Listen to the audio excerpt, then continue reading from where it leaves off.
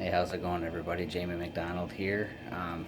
Kind of a weird intro video that I'm gonna do here. I'm sitting in a hotel hallway in Mackinac City, Michigan, and just doing a family trip up north to the Upper Peninsula. And well, as you can tell, I don't really have a good studio space, so I'm sitting out in the hall where the light is good and not around my kids, so that I can show off this.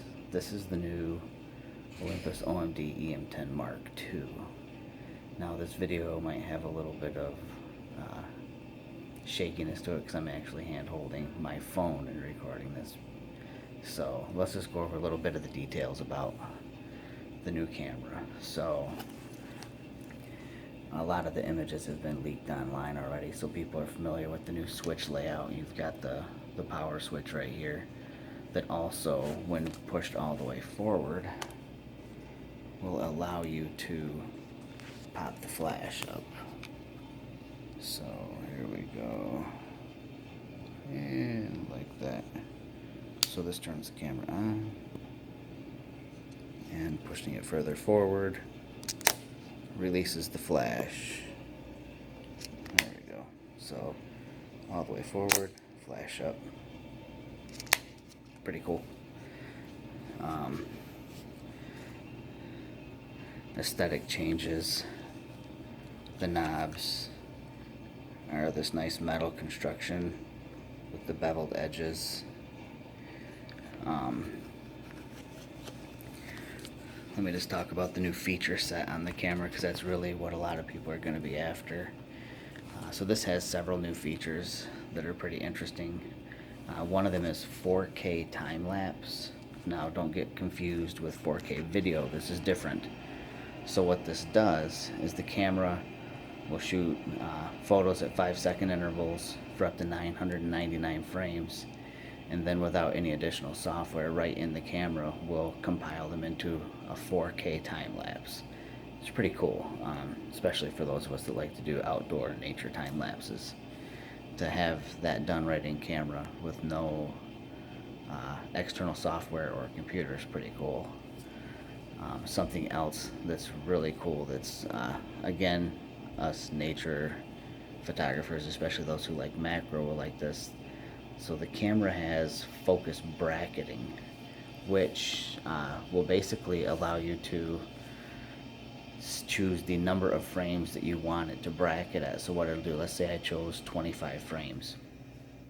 It's going to shoot the initial frame, and then the focus will adjust a little bit further out in the frame, take another, and then keep doing that. And so it'll take 50 images where the focal length travels further out, which is something that you used to have to do by hand. And it's also something that's available on the tough cameras, but now it's also available on the OM-D line. And I've got some photos that I'll end up sharing on Flickr as soon as we are allowed to share the photos. I've got some that are 25 images stacked, which make for incredibly awesome macros to have that deep of depth of field. Really cool.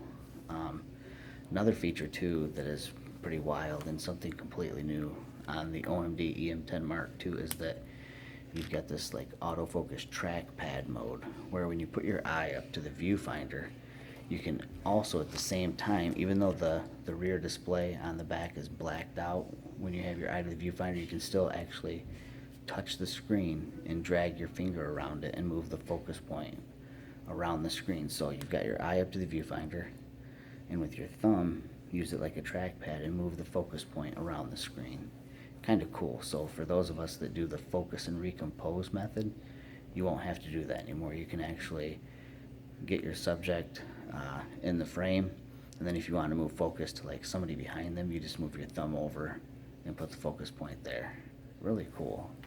Definitely an innovative and interesting concept that I've been playing with since I've gotten the camera. I think that's about it. I mean, there are some other things like the viewfinder, and it is a new viewfinder. It's an OLED display that is just incredibly bright and vivid. and also another mode that I have not enabled on this yet, and I'll probably try it out this weekend while we're up north. It's called Simulated Optical Viewfinder mode, and basically it makes the electronic viewfinder like an enhanced display with greater dynamic range. It's supposed to simulate more what you would see through an optical viewfinder. So yeah, that's about it. Again, I apologize for the crazy, weird studio space that I'm using right now. Yeah, but I just wanted to make sure I could get a video out there so you guys could check it out. Shoot me any questions you've got about the OM-D E-M10 Mark II, and I'll be glad to answer those as soon as I possibly can. My internet connectivity, once I cross the bridge into the Upper Peninsula, is probably going to get a little bit spotty, so it might take me a few days. Thanks for tuning in. Don't forget to give me the thumbs up if you like the video.